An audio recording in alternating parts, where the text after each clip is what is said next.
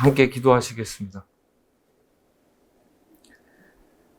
자비하신 하나님 아버지, 어지럽고 혼란한 세상 속에서 한 주간 주님의 보호하심 아래 있게 하시고 또한 거룩한 안식일에 저희를 평안 가운데 모아주신 은혜를 감사합니다. 우리가 주 예수님을 깊이 알아감으로 예수의 마음을 담게 하시고 독소와 같은 거짓 가르침들에서 저희 믿음을 깨끗게 하시옵소서. 머지않은 장래의 큰 시련과 시험들이 사람들의 믿음을 꺾으려 할 것을 알고 있습니다. 주께서 가장 좋은 방법으로 인도하실 것을 믿사오니 저희가 진리를 믿음으로 하나님을 더욱 신뢰하고 전적으로 의지할 수 있도록 장성한 믿음으로 인도하여 주시옵소서. 우리 주 예수 그리스도의 거룩하신 이름 의지하여 간절히 기도드립니다. 아멘. 이번에 그리스도의 인성에 대한 네 번째 시간을 갖도록 하겠습니다. 그리스도의 인성은 우리에게 이김을 주시는 인성입니다. 우리와 형제 되심이 우리로 하여금 죄를 이길 수 있는 능력을 주십니다.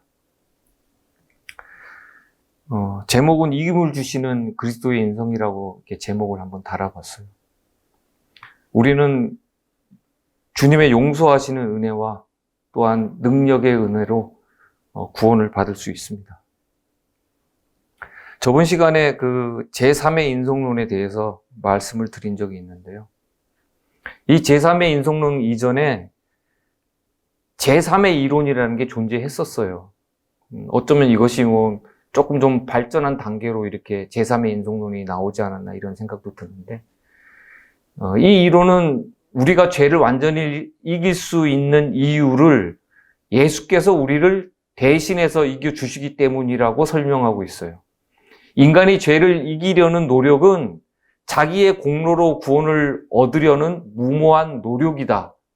이렇게 말하고 있어요. 인간이 그리스도와의 신앙적 관계를 가지려면 죄를 범하려는 유혹은 없어지고 오직 우리의 신앙적 관계를 단절하려는 유혹만 있다고 가르쳤어요. 이게 좀 이상하죠, 많이? 또 우리가 아담의 타락 이전의 본성 또는 그와 매우 흡사한 본성을 받게 된다는 거예요. 이 제3의 이론이라는 게. 과거 일어났던 그 거룩한 육체 운동은 그 새 본성을 받는다는 것이고, 이 제3의 이론은 생활 속에서 이것을 받아야 된다는 주장이에요. 이 그리스도와 인간의 이 그 본성을 왜곡시켰죠.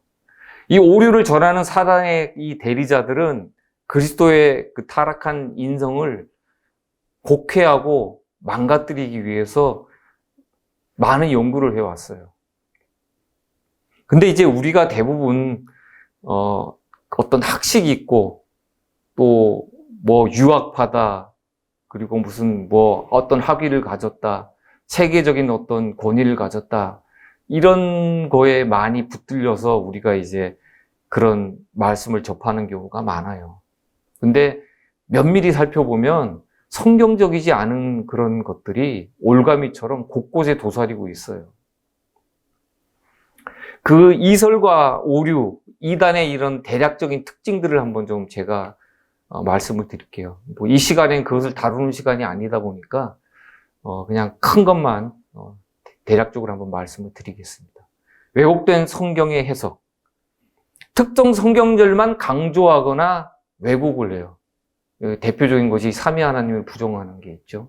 그리고 두 번째로 성경 위에 다른 경전이나 교회의 권위를 인정을 하고 있어요. 이것은 이제 뭐 교권주의라든가 성직주의 이런 것이 여기에 해당이 되겠죠. 그리고 세 번째로 성경의 문자적 해석과 비유적인 해석을 혼동하고 있다는 거예요. 이것은 영혼지옥설 같은 것이 여기에 해당이 되겠죠.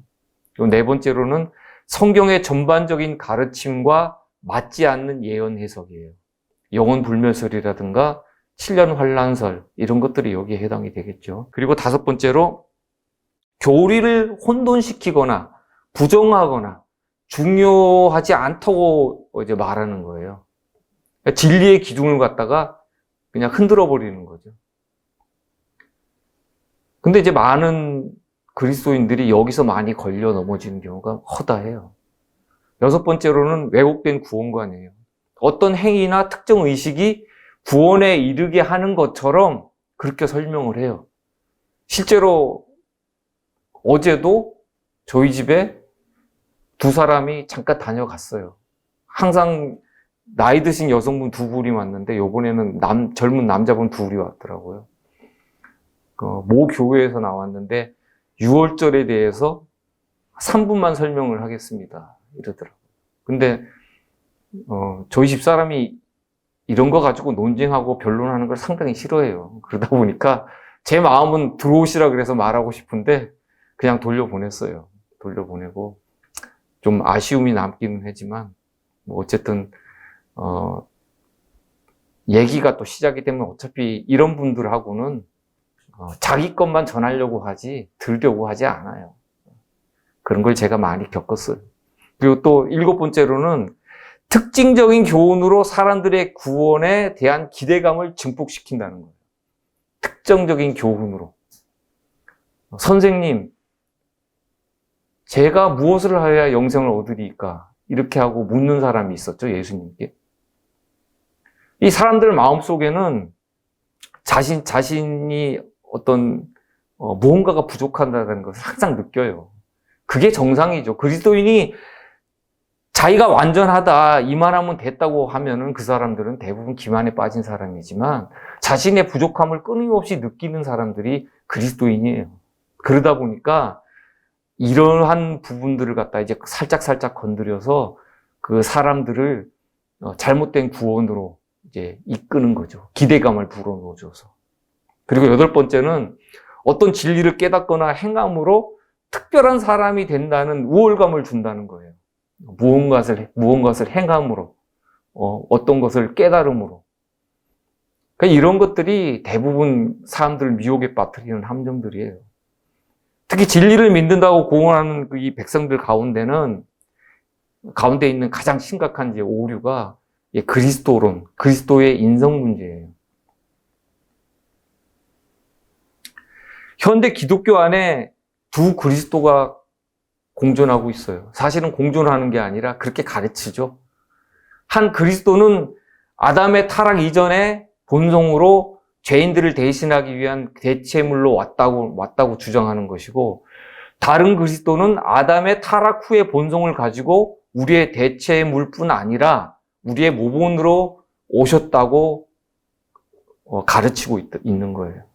이 두 그리스도는 단적으로 말해 하나는 거짓 그리스도고 다른 하나는 참 그리스도예요. 그런데 여기에 제3의 인성을 가진 그리스도까지 만들어서 끼워 넣은 거죠. 이런 거짓 교리의 목적은 신앙적 차이와 문제를 덮어버리고 사랑으로 포용하고 연합하는 데 있어요.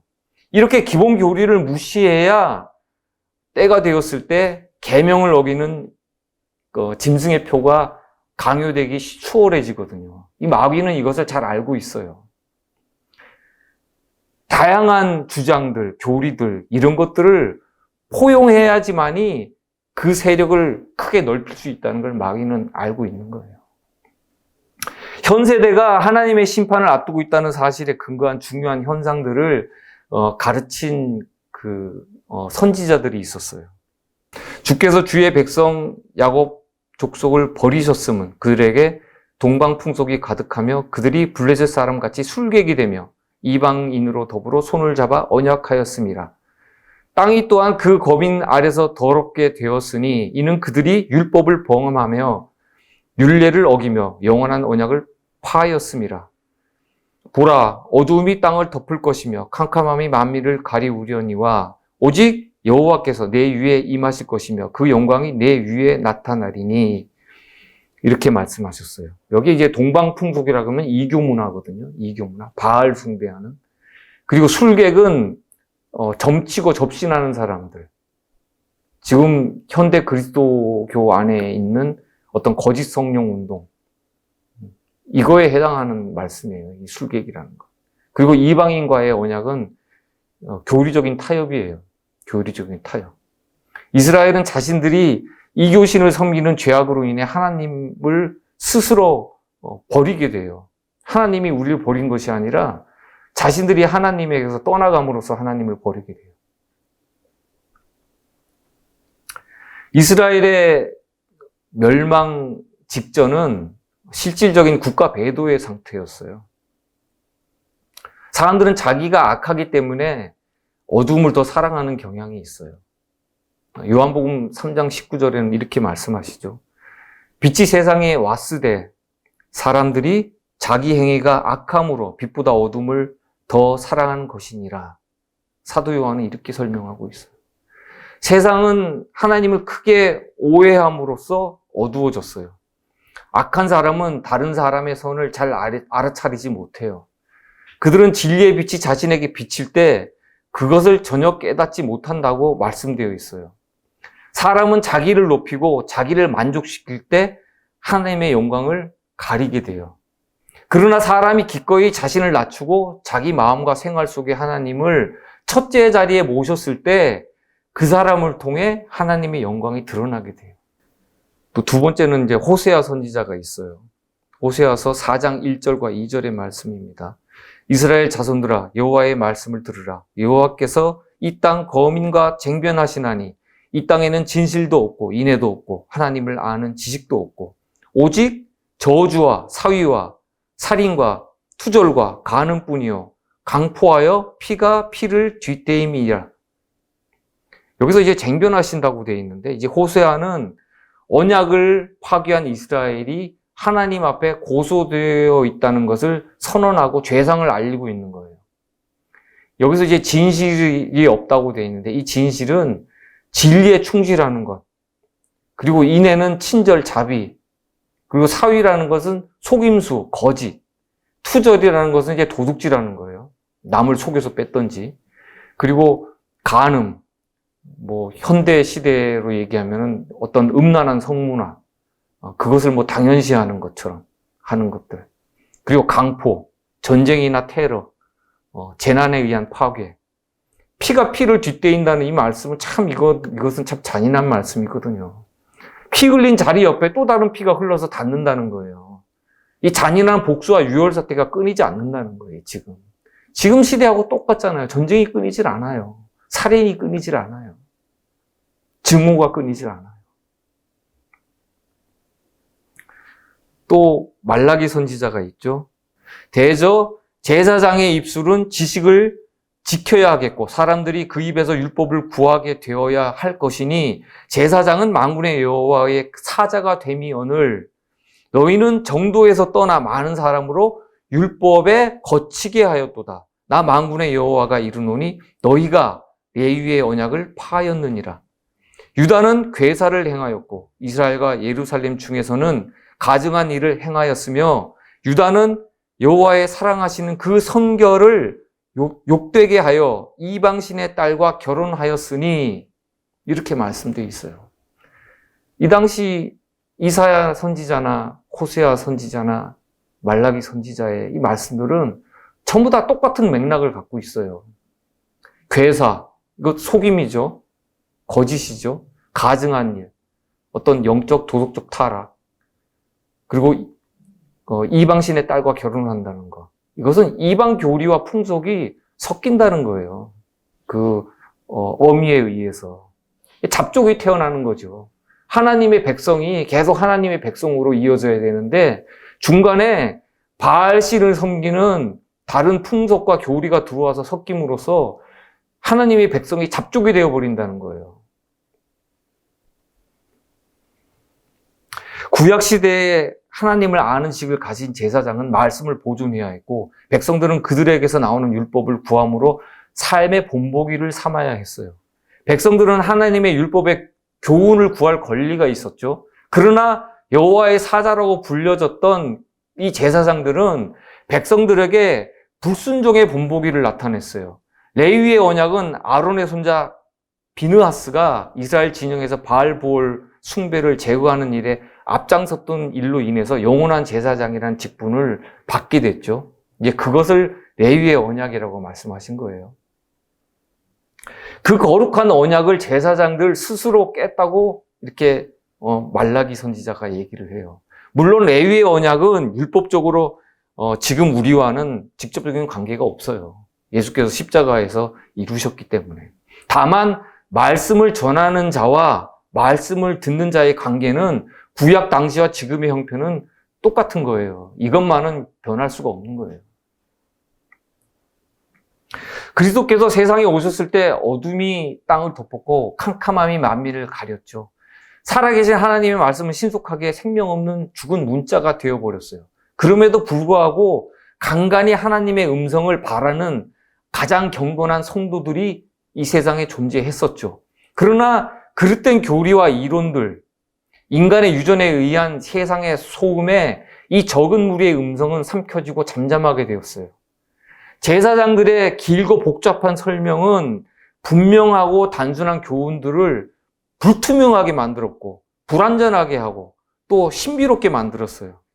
예수께서 하늘로서 내려온 떡을 말씀하시면서 나를 먹는 그 사람도 나로 인하여 살리라 이렇게 말씀하셨을 때 제자 중 여럿이 이 말씀은 어렵도다. 누가 들을 수 있느냐 하고 수군거리게 된 원인이 여기에 있었던 거예요.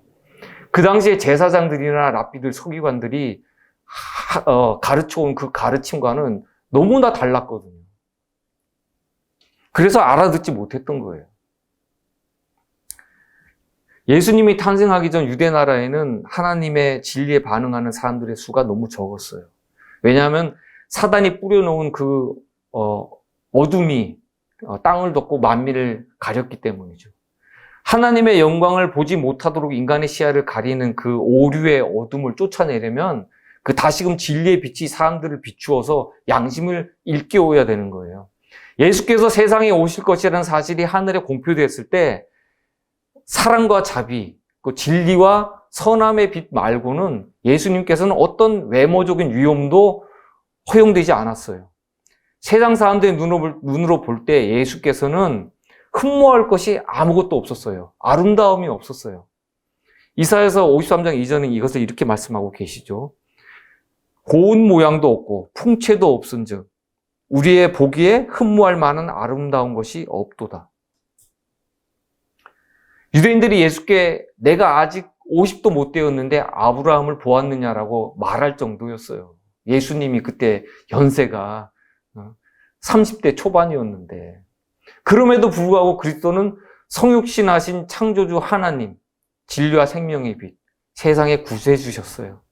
하나님의 영광과 위엄을 비천한 육신 속에 감추신 것은 인생의 슬픔, 죄악의 시험에 쌓인 인간에게 가까이 다가오시기 위한 유일한 방법이셨어요. 그래서 주님은 세상의 외모가 아닌 하나님의 품성을 나타내시기 위해서 또 그것을 대표하시기 위해서 생활하셨죠. 그러나 그리스도의 품성을 보는데 사람들은 익숙지 않았어요. 그리고 사람들은 또 진리에 무신경했고 말씀의 빛이 양심에 불편했던 사람들은 오류라는 어둠을 스스로 선택을 하죠. 대부분의 사람들은 오류가 진리보다 자신들의 왜곡된 취향에 잘 맞기 때문에 그것에 끌리는 경향이 있어요.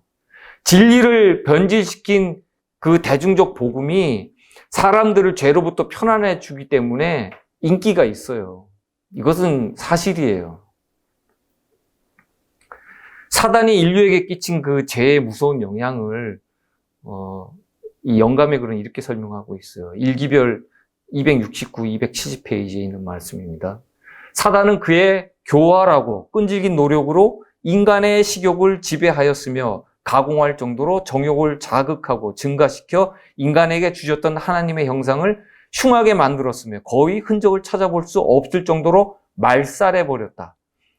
사단은 자신의 매혹적인 세력을 통하여 인간이 허망한 철학으로 거룩한 계시와 하나님의 존재를 의심하게 만들었으며 마침내는 불신하도록 유인하였다. 대다수의 인간들은 죄로 말미암아 눈이 몹시 어두워져 사단의 계략들을 식별할 수 없으며 사단이 인간의 영원한 멸망을 위해서 활동하고 있건만 인간은 그를 마치 하늘의 천사처럼 떠받들고 있다. 기가 막힌 얘기예요, 이거는. 사단의 기만에 의해 드려지는 그 불순한 예배들, 그리고 거짓 교리, 거짓 성령 은사들, 이거 전부 다 우리가 흔히 우상숭배라 얘기하지만 사단숭배예요, 사단숭배. 잘못된 것들로 인해서 하나님을 섬기는 것이 아니라 엉뚱한 것을 섬기게 된다는 말이에요. 마태복음 10장 16절에 이런 말씀이 있어요. 보라, 내가 너희를 보냄이 양을 이리 가운데 보냄과 같도다. 그러므로 너희는 뱀같이 지혜롭고 비둘기같이 순결하라. 예수님께서 제자들을 파송하면서 하시는 말씀인데 뱀같이 지혜로워지라고 말씀하시죠. 뱀이 대부분 보면 이제 마귀, 이제 막 큰 용, 사단으로 이제 많이 상징되는 경우가 있는데 뱀은 자기가 서식하는 데가 아니면 아무 데나 막 돌아다니질 않아요. 평소 자기가 다니는 길로만 다니는 습성이 있어요. 이 뱀을 전문적으로 잡는 그 사람을 땅꾼이라 그러죠. 땅꾼이라 그러는데 그 사람들은 뱀이 다니는 길을 경험적으로 잘 알아요. 어디 계곡이나 산에 가면 그래서 그곳에다가 이제 작은 구덩이를 파기도 하고 그물을 쳐서 뱀을 잘 잡아요. 성경에서 사단으로 줄곧 이게 상징되는 이 뱀을 가리켜서 예수께서 지혜롭다고 하신 이유가, 뱀은 여러 번 검증된 정해놓은 길이 아니면 쉽게 이탈하지 않아요. 그래서 뱀은 이제 경계심과 조심성이 많은 짐승이에요. 그 이단의 위험에서 자신의 마음을 지키고 그 신앙의 순결을 유지하는 그 비결은 이 말씀의 지혜밖에 없단 말이에요. 갈라디아서 말씀을 읽겠습니다. 누구든지 그리스도와 합하여 침례를 받은 자는 그리스도로 옷 입었느니라. 너희가 그리스도께 속한 자면 곧 아브라함의 자손이요 약속대로 욥을 이을 자니라. 이제 침례에 대해서 말씀하시죠. 침례는 십자가에서 옛사람이 그리스도와 함께 못 박혀 죽고 그리스도와 함께 새 사람으로 이제 부활하는 그 상징적인 의식이에요. 침례를 받은 후에 예수님께서 어디로 나가셨어요? 성령에 이끌려서 광야로 가셨죠? 광야로 가셔서 사단에게 시험을 받으셨어요. 그리스도인도 마찬가지예요. 근데 대부분 그리스도인들이 광야로 안 가죠. 이것은 실제로 광야로 내 육신이 간다는 것이 아니라 영적인 광야를 뜻하는 거예요. 영적인 광야. 그 시험을 견뎌야 된단 말이에요. 영적인 광야에서 그 시험을 이기지 못하면은 그 사람은 침례받고 그리스도와 합해서 새 사람이 됐다고 생각하지만 여전히 과거 사람으로서 머무르면서 여전히 범죄하고 여전히 세 속에 젖어 있으면서 자기는 구원받았다는 그런 잘못된 신앙을 갖게 된다는 거예요. 그리스도께서 광야에서 그 사단의 시험을 받으신 이 사건이 주는 교훈이 있어요.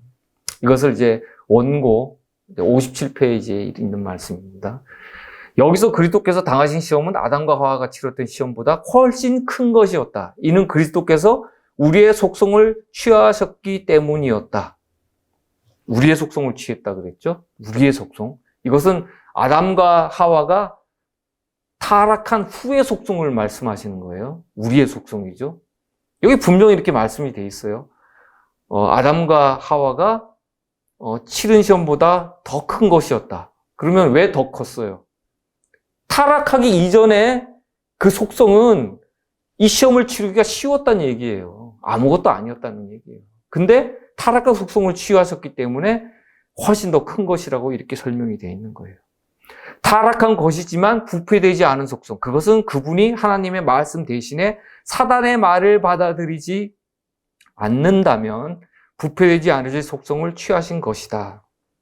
그분이 유혹에 굴복하실 수 없는 분이라고 가정하는 것은 그분을 인간의 위한 완전한 모본이 될 수 없는 자리에 놓는 것이며 가장 중대한 사건이 그리스도의 겸비하심의 힘과 능력이 포함된 이 사건이 인류에게 아무 교훈이나 도움을 주지 못하는 것이 된다. 그분은 죄의 오점을 하나도 남기지 않으신 것을 제외하고는 우리 자신의 속성과 온전히 같은 속성을 취하셨다.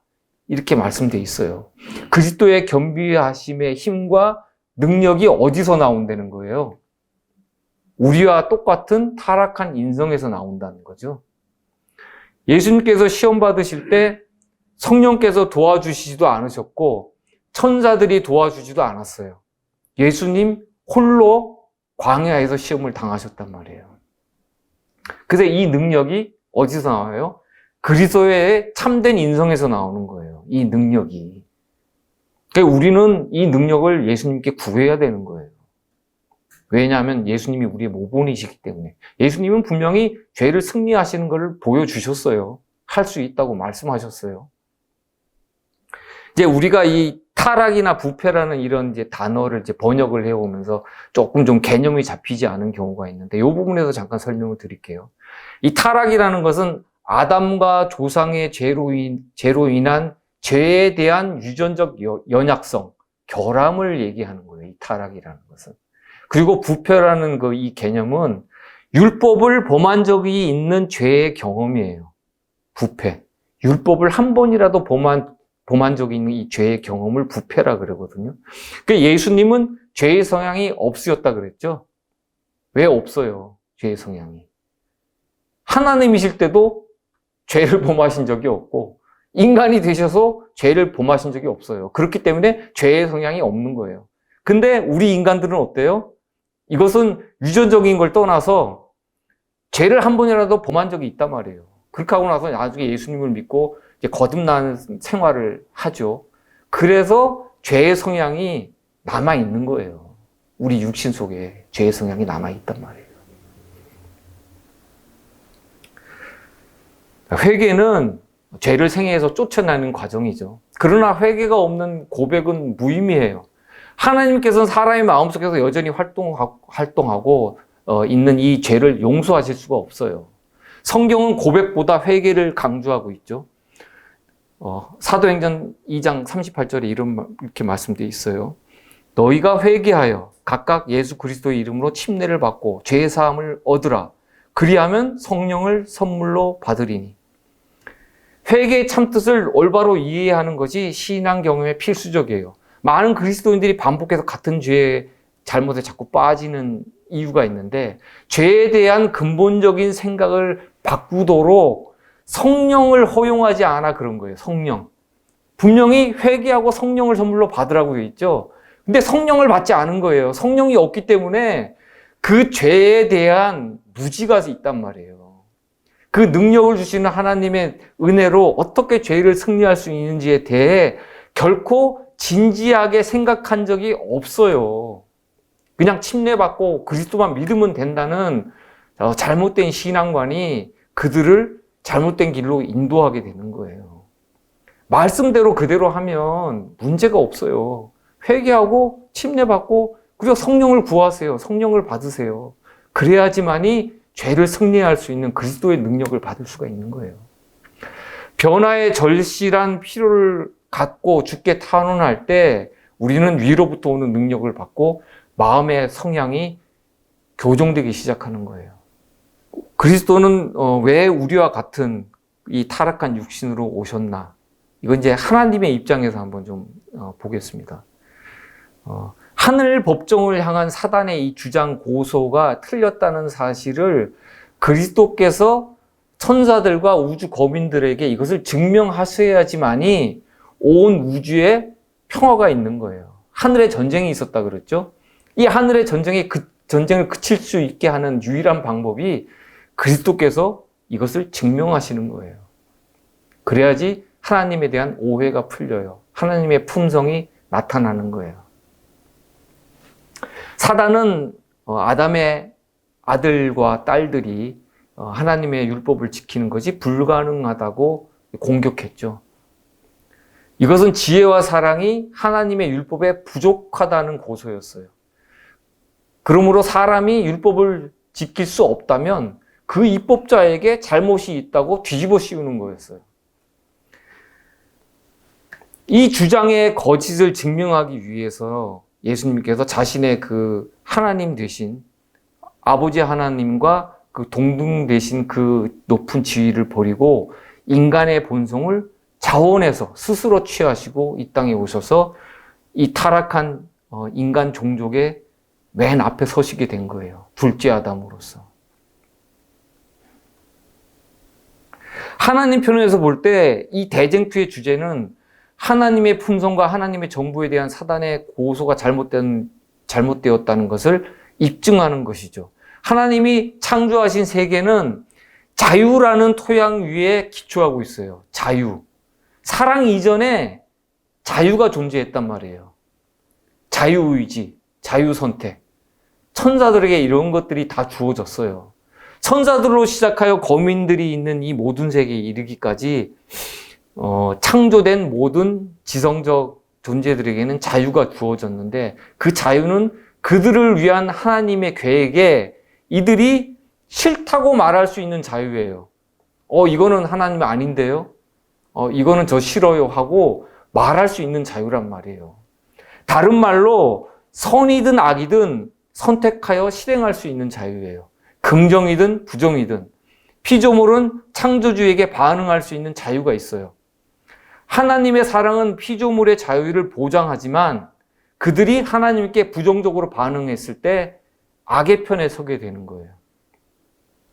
예수님은 사단의 비난이 잘못된 것과 또 타락한 인간도 율법을 지킬 수 있다는 것을 입증하기 위해서 인간으로 오신 거예요.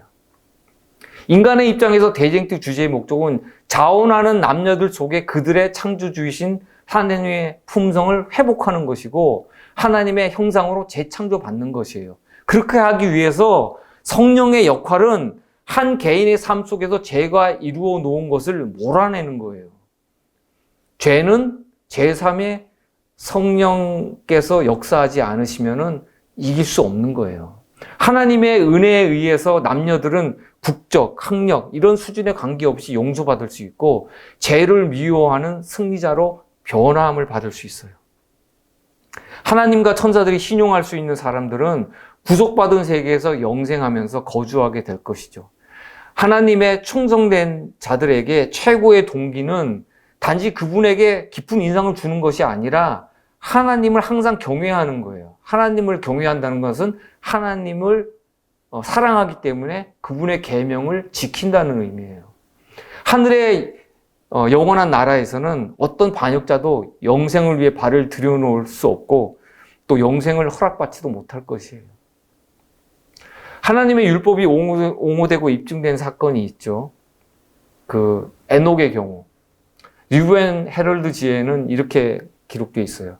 하나님께서는 인간이 비록 죄를 지었지만 죄인이 하나님과 깊은 관계를 가짐으로써 하나님의 마음과 정신을 가질 수 있다는 것을 보여주실 것이었다. 세상의 사악함을 경고하며 인간도 율법을 지킬 수 있다는 증거를 보여주기 위해 이 거룩한 사람 에녹이 선택되었다. 노아의 대홍수전 300년 동안을 하나님과 동행하면서 에녹은 의로운 삶을 살았죠. 율법을 지킨 산 증인으로서 죽지 않고 하늘로 옮겨진 사람이에요. 하늘로 승천했단 말이에요.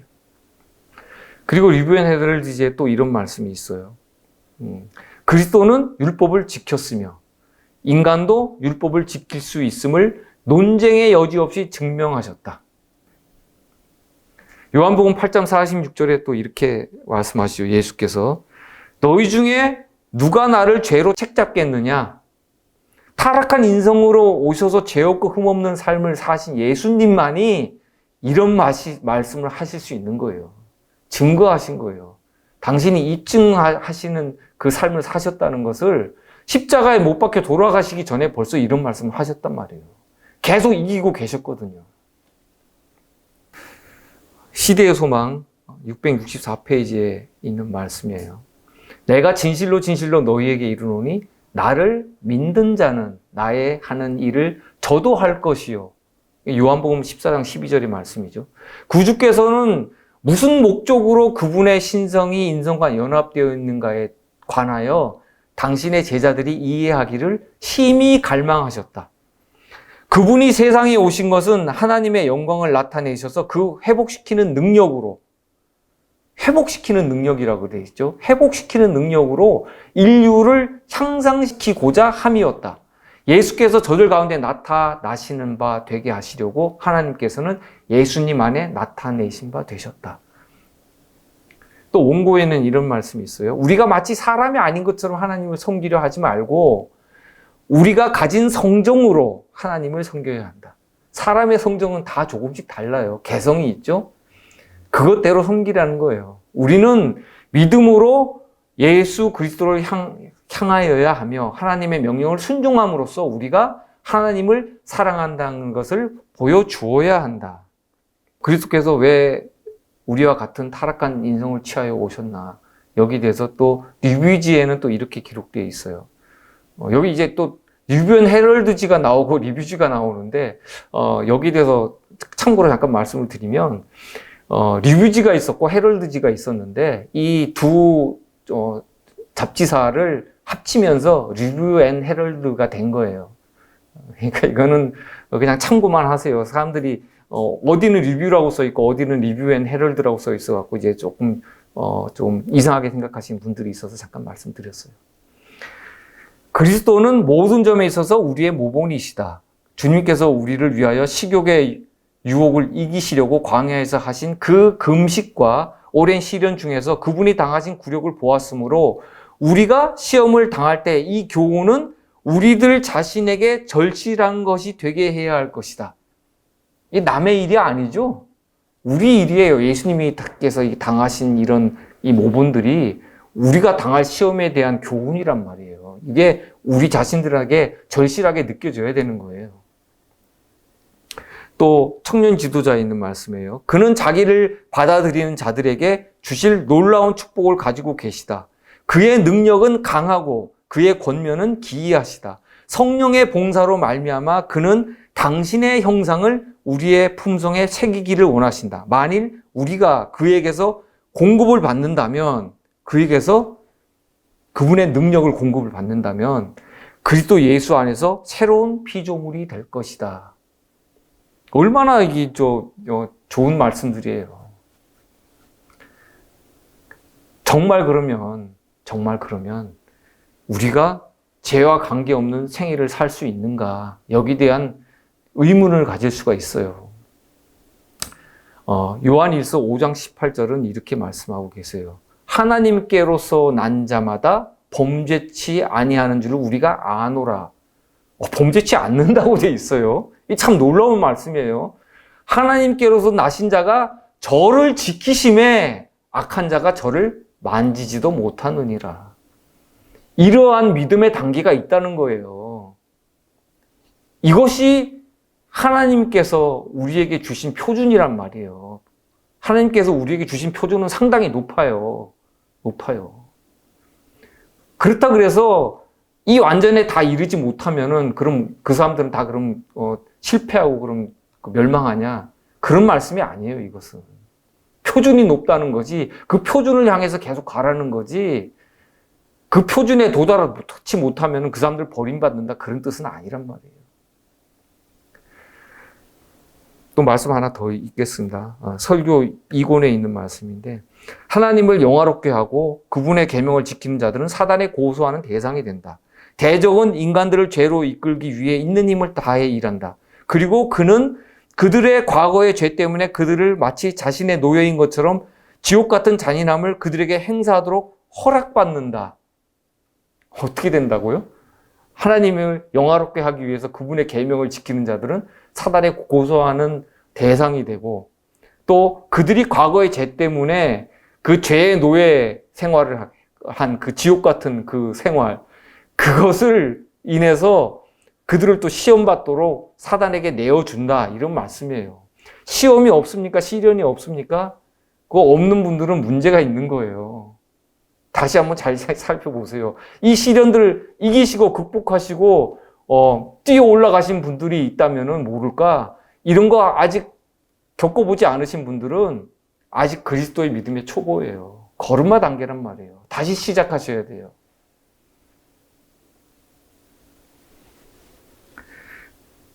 그럼 사단의 시험을 어떻게 이길 수 있는가? 그걸 한번 좀 찾아보겠습니다. 로마서 8장 3절은 이렇게 말씀하시죠. 율법이 육신으로 말미암아 연약하여 할 수 없는 그것을 하나님은 하시나니 곧 죄를 인하여 자기 아들 죄 있는 육신의 모양으로 보내어 육신의 죄를 정하사, 이렇게 말씀하시죠. 육신의 연약함이 범한 죄를 용서에 그치는 것이 아니라 죄로부터의 구원, 죄에 대한 이김을 주신다는 약속이에요. 또 로마서 8장 4절 읽겠습니다. 육신을 좇지 않고 그 영을 좇아 행하는 우리에게 율법의 요구를 이루어지게 하려 하심이니라. 육신을 좇지 않고 그 영을, 성령을 쫓아 행하는 사람들에게 율법의 요구가 이루어지게 하신다는 거예요. 우리가 이루는 것이 아니라 우리가 성령을 구해서 받고 성령을 쫓아 행하면 그것이 이루어진다는 거예요. 이런 약속을 주셨어요. 이 능력의 조건은 죄된 육신을 좇지 않고 그 영, 성령을 쫓아 행하는 이들에게 하나님의 의가 이루어지게 하신다는 거예요. 이때 성령께서 역사하실 수 있는 조건 안에 우리 자신을 두어야 되는 거예요. 이 조건 안에 우리 자신을 두지 않고 밖에 나가 있으면서 이루어 달라고 아무리 기도하고 애원해봐야 소용이 없단 말이에요. 예수께서 육신의 죄를 정하신 같이 그분의 백성들도 육신의 정죄를 하여 죄에 대항할 수 있게 되는 거예요. 우리도 예수님처럼 육신의 정죄를 해야 돼요. 잘못된 길로 간다, 잘못된 것을 따르려 한다, 그러면 육신의 죄를 정하세요. 이것은 죄야, 이건 잘못됐어, 이렇게 정하란 말이에요. 그래야지 이 범죄하지 않고 대항할 수가 있어요. 제가 세 가지 좀 당부의 말씀을 좀 드릴게요. 첫 번째는 사단에게 흔들리지 않으려면 교리를 분명히 알아야 된다는 거예요. 리뷰 앤 헤럴드에 있는 말씀이에요. 교리들은 분명히 깨달아야 한다. 진리를 가르치기로 결심한 사람들은 닻을 튼튼히 내려야 한다. 그렇게 할 때에 저들의 배는 든든한 닻으로 말미암아 태풍과 폭풍을 능히 이겨낼 것이다. 속임수들은 점점 증가할 것이다. 사단은 지금 과거 어느 때보다도 영혼의 생명을 희롱하는 일에 열중하고 있다. 우리들이 계속적으로 경계하지 않는 한 우리 심령 가운데 교만, 자신을 사랑하는 마음, 세상에 대한 애착 및 많은 다른 악한 습성들을 심어줄 것이다. 따라서 사단은 우리들의 신앙이 하나님과 말씀의 진리에 안정하지 못하도록 온갖 가능한 개척들을 꾸밀 것이다. 사단은 그리스도인들이 말씀의 진리에 닻을 내리지 못하도록 이설과 오류로 끊임없이 흔들 것이라는 거예요. 여러분은 영적 투쟁을 하고 계십니까? 영적 투쟁을 하고 계세요? 우리가 이런 진리를 자꾸 전하고 그러면 저 사람들은 허구한다는 교리 논쟁만 하는 사람들이다, 율법만 얘기한다, 이렇게 생각하실 수 있어요. 근데 하나님의 진리는 하나님의 계명 율법에 기초하지 않으면은 다른 믿음은 다 허망한 거예요. 또 두 번째 당부예요. 진리와 오류를 식별하는 법을 배우세요.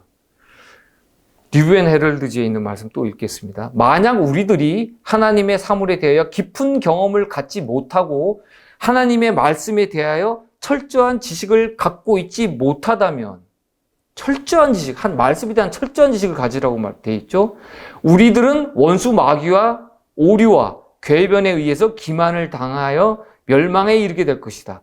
거짓된 교리들은 많은 사람들의 신앙의 기초를 무너뜨릴 것인데 이는 저들이 진리와 오류를 식별하는 법을 배우지 못하였기 때문이다.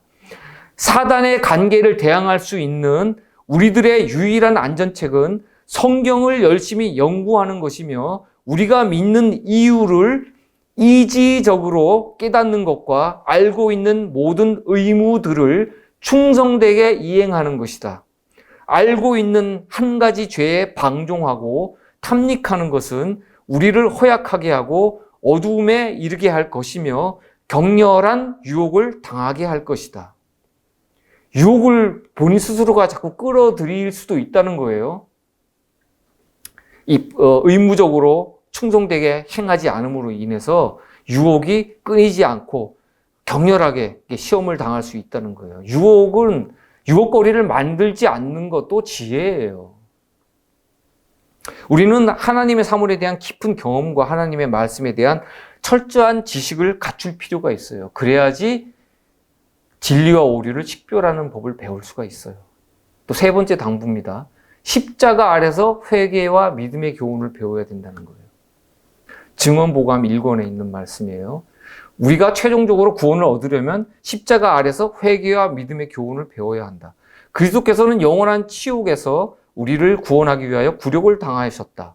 그분은 우리를 보호하기 위하여 멸시와 조롱과 학대를 받기로 동의하셨다. 그분의 거룩한 영혼 주위에 흑암의 장막이 덮이고 하나님께 매를 맞고 버림당한 자처럼 부르짖게 한 것은 우리의 범죄였다. 그분은 우리의 슬픔을 지셨다. 그분은 우리의 죄로 질고를 지셨다. 우리가 그분을 통하여 하나님 앞에서 의로워지게 하시고자 그분은 자신을 속죄의 죄로 들이셨다.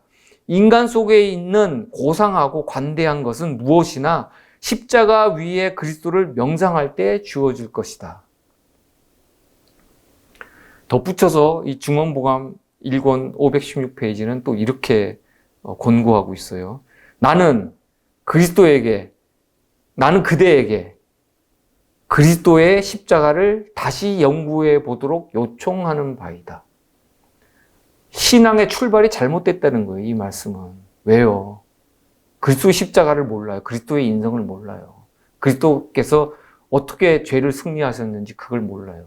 그러다 보니까 신앙에 대한 승리하는 믿음이 없어요. 그리스도인들이. 첫 단추를 잘못 깨면 다 어긋나죠. 첫 단추부터 다시 끼라는 이런 당부의 말씀이에요. 또 말씀 하나 더 읽겠습니다. 청년 112페이지에 있는 말씀이에요. 그대들의 마음이 완고한 것 같이 보인다 하여 낙심하지 말라. 모든 장애와 마음속의 모든 적은 그대들의 그리스도에 대한 필요성을 더 크게 할 뿐이다. 마음에 실망이 오고 낙심이 오고 막 이럴 때는 오히려 그리스도가 더 필요하다는 그런 뜻이니까 무너지지 말라는 거예요, 신앙에서. 그분은 굳은 마음을 재버리시고 부드러운 마음을 주시기 위하여 오셨다. 그대들의 독특한 결함을 정복하는 특별한 은혜를 얻기 위하여 그분을 바라보라. 사람마다 개성이 있듯이 자신의 결함도 다 독특해요. 어떤 사람들은 자꾸 이 무력이 강해서 남들이 뭘 가졌다고 하면은 그거 갖고 싶어서 그냥 안달이 나는 사람들도 있고, 또 어떤 사람들은 남이 조금 좀 출세해 보인다 그러면 그냥 배가 아파요. 사촌이 땅 사면 배 아픈 것처럼 또 그런 경쟁심을 가진 사람들도 있어요. 또 반면에 어떤 사람은 너무 또 경쟁심이 없어. 뭘 또 갖고자 하는 의욕도 없고 아무런 의욕도 없어요. 그냥 나라에서 해주는 거 그냥 그대로 그냥 받고 생활비 타 쓰고 그냥 그렇게 하면서 그냥 사는 게 좋은 사람들도 있어요. 각자의 결함은 다 다양해요. 유혹을 받을 때 악한 자극에 완강히 저항하라. 그대들의 영혼에게 어떻게 내가 나의 구주를 욕되게 할 수 있으랴. 나는 자신을 그리스도께 바쳤다. 나는 사단의 일을 할 수 없다고 말하라. 모든 우상을 버리고 사랑하는 모든 죄악을 버릴 수 있도록 도와달라고 사랑하는 구주께 부르짖으라. 하나님의 형상을 회복하는데 세 가지 원칙이 있어요. 세 가지 원칙이 있는데 잘 들어보세요. 첫 번째는 신자의 품성은 운명을 결정하는데 단지 그의 신앙 고역만 가지고 되는 것은 아니라는 거예요. 마태복음 12장 35절의 말씀이에요. 선한 사람은 그 쌓은 선에서 선한 것을 내고 악한 사람은 그 쌓은 악에서 악한 것을 내느니라. 이건 뭘 말씀하시냐면 사람의 품성의 개발의 중요성을 말씀하고 계시는 거예요. 콩 심은데 콩 나고 팥 심은데 팥 난다 그러죠. 똑같은 말씀이거든요. 선한 것에서 선한 것이 나오고 악한 것에서 악한 것이 나오지 무화과 나무에서 포도가 열리진 않잖아요. 똑같은 거예요. 두 번째는 완전한 계속적인 도덕적 성장의 문제지 누가 정해놓은 그런 목표의 문제가 아니라는 거예요. 빌립보서 3장 12절에 내가 이미 얻었다 함도 아니요 온전히 이루었다 함도 아니라. 또 빌립보서 3장 15절 16절에 누구든지 우리 온전히 이룬 자들은 이렇게 생각할지니 오직 우리가 어디까지 이르렀든지 그대로 행할 것이라. 우리가 어디까지 이르렀든지. 그러니까 자신이 어떤 것을 이기고 극복하고 이르렀다 그래서 거기서 멈추면 그 사람은 위험한 거예요. 그러면 그 사람은 멈추는 순간에 앞으로 나가는 게 아니라 퇴보하고 있는 거란 말이에요. 그러니까 그대로 하나님의 계명을 잘 지키셨으면 그대로 행하는 거예요. 또 이웃을 사랑하고 또 봉사를 했으면 그대로 또 행하는 거예요. 하나님을 경외했으면 하나님을 그대로 경외하는 거예요. 그냥 그대로 행하라는 거예요. 또 세 번째는 그리스도인의 성장은 인간의 의지와 신의 은혜의 심오한 결합인데 그 은혜라는 것은 용서의 은혜와 능력의 은혜라는 거예요. 은혜가 여러 가지가 있는데 가장 중요한 것이 용서의 은혜와 능력의 은혜예요. 용서의 은혜는 회개와 칭의죠. 죄와 분리되는 순간이에요. 이 회개와 칭의는. 이 성소 뜰의 경험이에요. 그리고 능력의 은혜는 뭐예요? 성화, 품성의 개발이에요. 죄를 떠난 삶을 사는 거예요. 성소 첫째 간의 경험이죠. 그리스도의 빛을 따라 가면서 그리스도의 살과 피를 먹는 그 경험. 그렇게 함으로써 지성소에까지 다다라지는 거예요. 최종적으로 은혜가 무엇이, 어떤 은혜가 주어져요? 영생의 은혜예요. 영생의 은혜. 재림전 심판, 지성소 심판이라고 얘기를 하죠. 여기서 이 기록책에서 그리스도의 피로 사함을 받았다고 기록이 되면서 죄가 다 도말되는 거예요. 로마서 6장 22절은 이렇게 말씀하시죠. 너희가 죄에서 해방되고 하나님께 종이 되어 거룩함에 이르는 열매를 얻었으니 이 마지막은 영생이라. 대쟁투 465페이지의 말씀을 읽겠습니다. 하나님의 율법의 성격과 영속성과 그 의무에 대한 그릇된 개념이 회개와 성화의 관계에 대한 오류를 가져왔고 그 결과로 교회 내의 경건의 표준이 낮아졌다. 우리 시대의 신앙 부흥 가운데 하나님의 영과 권능이 결핍된 원인이 여기에 있다. 회개와 성화, 여기에 대한 오류가 이 하나님에 대한 표준, 경건의 표준을 낮추게 됐단 말이에요. 그래서 지금 교회들이 많이 퇴보되고 진리의 빛이 어두워진 거예요. 시대의 소망 311페이지의 말씀이에요. 그리스도와 같은 품성, 그리스도와 같은 완전한 생애를 살 수 있다. 그것이 표준이다. 이것을 이제 보여주는 말씀이에요. 그리스도인의 품성의 이상은 그리스도와 같이 되는 것이다. 놀랍죠? 그냥 이 읽는 순간부터 그냥 가슴이 떨리죠. 아니, 어떻게 우리가 그리스도와 같이 될 수가 있어? 그리스도는 하나님이신데. 잘 들어보세요. 인자께서 당신의 생애에서 완전하셨던 것처럼 그리스도를 따르는 자들도 그들의 생애에서 완전해야 된다. 이게 완전주의가 아니에요, 이것은. 잘 들어보세요. 예수께서는 범사의 형제들과 같이 되셨다. 예수께서는 우리와 같은 육신이 되셨다. 우리와 똑같다는 거예요, 그 육신으로서는. 그는 시장하시고 목마르시고 피곤하셨다. 그는 음식을 잡수심으로 생명을 유지하셨고 수면을 취하심으로 원기를 회복하셨다. 예수는 인간의 운명에 동참하셨지만 그럼에도 불구하고 그는 흠없는 하나님의 아들이었다. 예수는 육신이 되신 하나님이셨다. 예수의 품성은 우리의 것이 될 수 있다.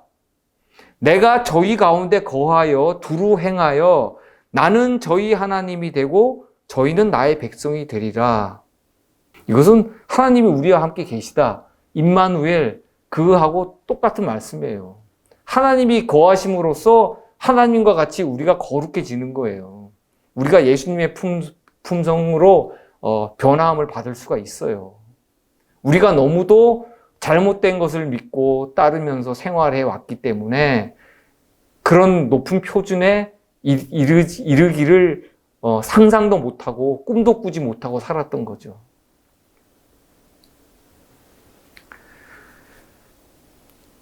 이 예수님의 그 죄 있는 육신의 모양으로 오셨다는 거에 대해서 제가 조금 좀 설명을 드릴게요. 범죄 전 아담은 그 온전한 하나님의 형상을 반사했죠. 그리고 범죄 후에는 아담과 후손들이 죄로 손상된 형상을 반사했어요. 그렇기 때문에 범죄 전 아담은 죄 없는 육신의 모양이었죠. 그죠? 죄 있는 육신의 모양, 죄 없는 육신의 모양 이렇게 한번 따져 보려고 그러는 거예요. 범죄 전에 아담은 죄 없는 육신의 모양이었고 범죄 후에 아담과 후손들은 죄 있는 육신의 모양이 되었어요. 그러니까 예수님이 당연히 죄 있는 육신의 모양으로 오시는 게 맞죠? 여자의 후손이니까. 그죠? 예수께서는 신의 본성을 인간의 본성으로 가리심으로써 종의 형체인 인간이 되셨어요. 그런데 그분의 인간의 본성은 죄 있는 인간 본성, 곧 조상들의 죄로 인해 유전적으로 타락한 인간 본성이신 거예요. 아담과 하와는 범죄 후에 빛같이 흰 의의 옷이 몸에서 제거가 되었어요. 몸이 빛을 잃었어요. 이것을 창세기 3장 7절은 이렇게 표현하고 있어요. 이에 그들의 눈이 밝아 자기들의 몸이 벗은 줄을 알고 무화과 나무 잎을 엮어 치마를 하였더라. 예수께서 아담의 죄 없는 그 육신의 모양이셨다면 변화산에서 같이 의의 광채로 늘 빛나고 있었어야죠. 예수님이 탄생하셨으면 그 아기 예수가 의의 광채로 계속 빛나고 있었어야 정상이란 말이에요. 그래야 죄 없는 그 육신의 모양이잖아요. 근데 여자의 후손은 어때요? 죄 있는 육신의 모양이란 거예요, 전부 다. 근데 예수님이 그냥 하늘에서 뚝 떨어졌어요? 아니잖아요. 죄 있는 육신의 모양을 한 여인에게서, 마리아에게서 나셨잖아요. 그러면 예수님이 죄 있는 육신의 모양이죠. 어떻게 죄 없는 육신의 모양이 될 수 있어요? 일기별 270페이지 읽겠습니다. 사단은 에덴 동산에서 지구의 주권자가 되도록 창조된 인간을 죄의 저주 밑에서 신음하는 이 지상의 노예의 신세로 변형케 만들었다. 여기서 변형케 되었다고 되어 있죠. 변형케 만들었다. 하나님께서 거룩한 아담에게 두루마기처럼 입히셨던 영광의 빛으로 된 옷은 그가 범죄한 후로 벗겨지고 말았다. 하나님의 영광의 빛은 불순종과 죄를 덮어줄 수 없다. 아담의 범죄 전 상태에는 하나님의 영광의 빛으로 된 두루마기를 입고 있었다는 거예요. 근데 범죄 후에 죄의 노예 신세가 되면서 그 영광의 빛으로 된 두루마기가 사라진 거예요. 그래서 이들이 자기들이 벗었다는 걸 알게 됐죠. 이때 아담과 하와는 자기들의 몸이 그 벗은 줄을 알게 됨으로 인해서 그 자기의, 인간의 의를 상징하는 그 나뭇잎으로 치마를 만들어서 이제 앞을 가렸어요. 그 예수님은 아담의 범죄 후 타락한 여자의 후손으로 세상에 오셨죠. 틀림없는 사실이에요. 이것이 바로 죄 있는 육신의 모양이에요. 왜 이렇게 자꾸 이런 것을 자꾸 가리고 잘못된 것을 자꾸 사람들한테 가르쳐가지고 그리스도의 의에 이르지 못하게 하려고 하는 그 마귀의 올무에 자꾸 빠뜨리려 하는지 모르겠어요. 이 성경의 말씀은 논리적인 사고를 배척하지 않아요. 논리적으로 생각하자고, 논리적으로. 이거 논리적으로, 이성적으로 생각을 해도 이건 다 풀리는 거예요. 왜 이런 문제들을 갖다가 잘못된 교리를 자꾸 끼워 맞춰서 억지 논리를 펴려고 하는지 모르겠어요. 로마서 8장 3절은 난해하다는 이유로 많은 논란이 있어 왔어요. 그러나 이 절에서 사도 바울이 전하고자 하는 그 바는 분명해요. 율법은 바른 길을 제시할 수는 있지만 연약하고 타락한 인성이 그것을 온전히 행하게 할 수 없다는 거예요. 그러나 하나님은 율법이 할 수 없는 일을 이루신다고 하셨죠. 예수께서는 죄를 정죄했고 따라서 그리스도인은 죄의 권세를 이기고 그리스도 안에서 승리하는 삶을 살 수 있다는 거예요. 예수께서 우리의 죄된 본성을 취하시고 승리하신 것은 우리가 당신의 신성에 접촉함으로 우리도 주님의 능력을 힘입어서 율법의 요구, 하나님께 순종이 가능한 백성이 되게 하실 수 있다는 거예요. 용서하거나 순종하도록 회복시키는 일은 율법의 기능이 아니에요. 이것은 오롯이 그리스도의 능력인 거예요. 성육신하신 우리처럼 타락한 인성을 가지신 예수님에게서 나오는 능력이란 말이에요. 자, 3기별 139페이지에 있는 말씀을 또 읽겠습니다. 우리는 그리스도의 순종 그 자체를 그분의 특별한 신정에 의하여 그분이 특별히 적응된 그 어떤 것이라고 간주할 필요가 없다. 그리스도의 승리와 순종은 진정한 인간의 것이었음을 마음에 명심하라. 만약 우리가 그분의 인성에 사람이 사단과의 투쟁에서 가질 수 없는 그러한 능력을 부여한다면 우리는 그분의 인성의 완전성을 파괴하는 것이다. 그분은 믿음으로 그분을 받아들이는 모든 자에게 그분의 입혀주시는 은혜와 능력을 주신다. 그분의 아버지에 대한 그리스도의 순종은 인간에게 요구되는 동일한 순종이다. 이렇게 말씀되어 있어요. 자신의 구원을 잘 돌아보세요. 과연 내가 바른 진리 안에서 내가 신앙생활을 하고 있는가? 바른 목사가 전하는 그런 복음을 내가 믿고 따르고 있는가? 성경의 말씀을 가지고 한번 잘 자신을 돌아보시기 바랍니다. 자신의 구원의 문제를 특정 교단이나 신학자나 그 목회자들의 손에 맡기지 마세요. 그렇게 맡겼기 때문에 아직까지 교황권이 튼튼하게 자리 잡고 있는 거예요. 교황권을 따라가지 마세요. 그 교권주의가 지금 개신교 안에 팽만하잖아요. 뭐가 다릅니까? 죄는 그럼 어떻게 이기는가? 품성은 어떻게 개발하는가에 대해서 도움이 되는 6가지 방법을 제가 제시를 하겠습니다. 첫 번째, 사람의 정신이 육체를 지배한다는 사실을 기억하시기 바랍니다. 육신이 사람의 정신을 지배하면 그건 사람이 아니죠. 짐승이죠. 본능에 의해서 움직이니까. 두 번째입니다. 우리와 같은 유전적 결함을 지닌 그리스도의 인성이 죄와 세상과 마귀를 승리하신 진리를 믿으십시오. 그리고 경건의 비밀을 연구하기 바랍니다. 세 번째입니다. 육체를 지배하는 나의 의지를 그리스도께 굴복하세요. 내가 내 육체를 갖다가 내 의지로서 휘어잡았다 그러면 그 의지를 그리스도께 드리세요. 네 번째입니다.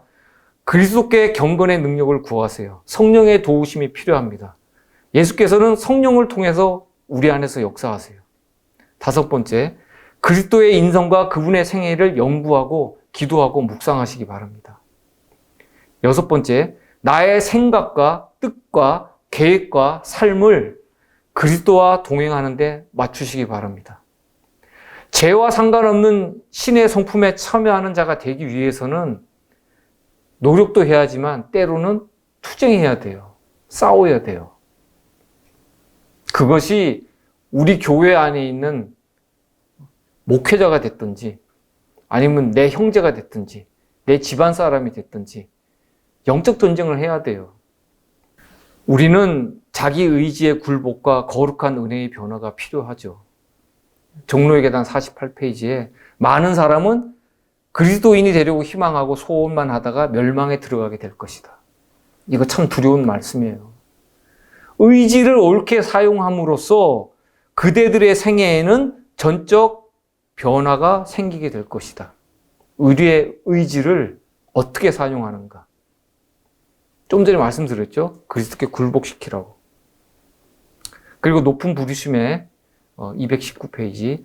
자제력은 그대의 온 의지를 하나님의 편에 두고 그대의 뜻에 하나님의 뜻을 세움으로써 얻어지는 것이다.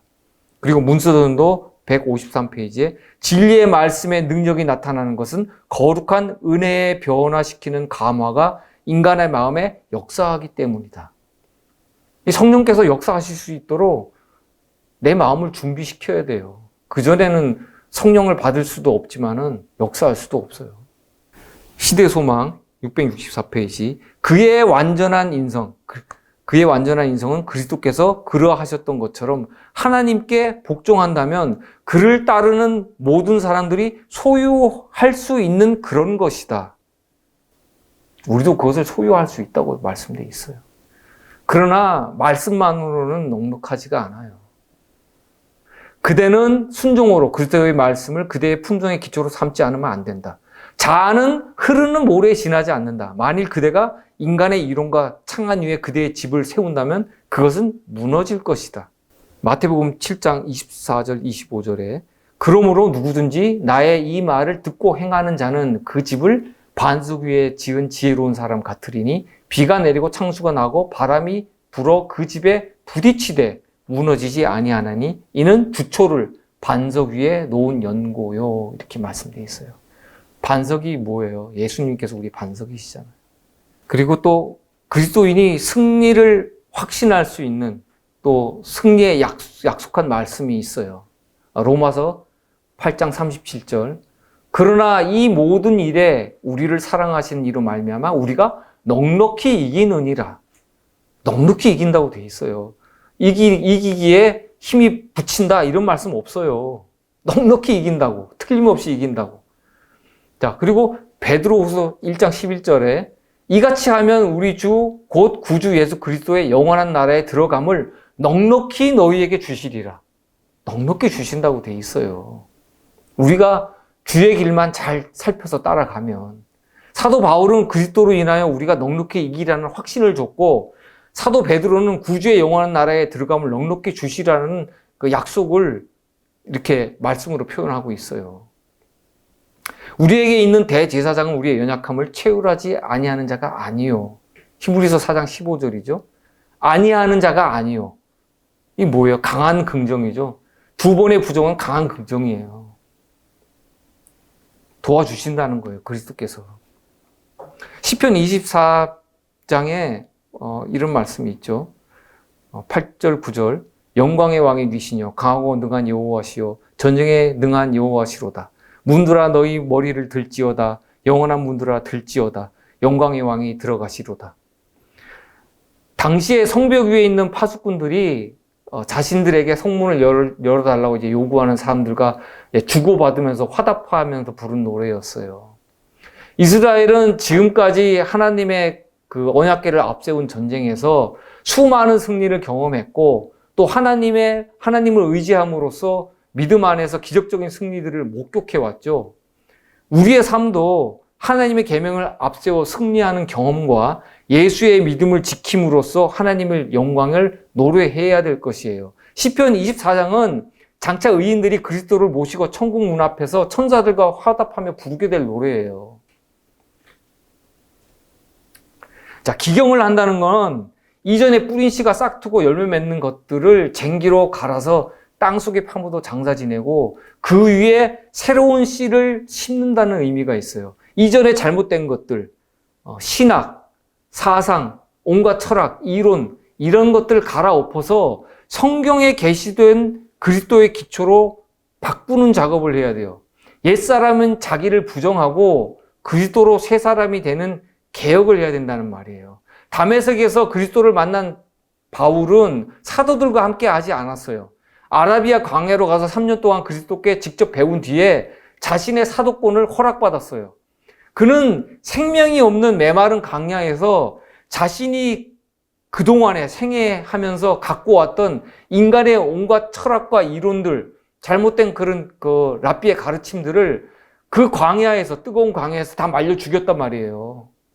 그리고 그리스도께서 내려주신 하늘의 신령한 말씀으로 그는 다시 일어났어요. 다시 살았어요. 우리 모두가 바울처럼 될 수는 없을지라도 우리의 마음밭을 주님께 먼저 내드리는 일이 있어야 될 거예요. 우리는 성경에서 소돔과 고모라의 멸망을 봤죠. 하나님의 긍휼하심은 범죄자를 오래 참으시지만 한편으로는 사람들이 절대 넘지 말아야 할 죄의 한계선이 있다는 것을 보여주시는 교훈이에요. 그러나 소돔과 고모라를 멸망시킨 것보다 더 큰 죄가 이 세상에 존재해요. 그거는 하나님을 알고 그 계명을 지킨다고 공언하면서도 품성과 일상생활에서 그리스도를 부인하는 사람들의 죄예요. 이것이 더 악하다고 말씀되어 있어요. 노아의 날에도 그랬고 롯의 때에도 그러했고 또 예루살렘이 멸망당하기 전에도 그랬어요.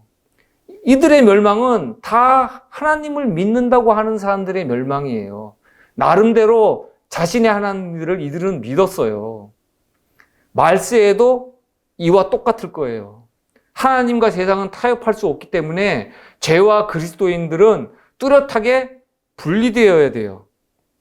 죄와 분리되는 삶을 살아가길 바랍니다. 생명의 탈출구가 아직 이 세상에 개방되어 있을 때 우리는 그리스도께 순종할 수 있도록 은혜를 강구해야 될 것입니다. 자, 죄는 승리할 수 있습니다. 분명히.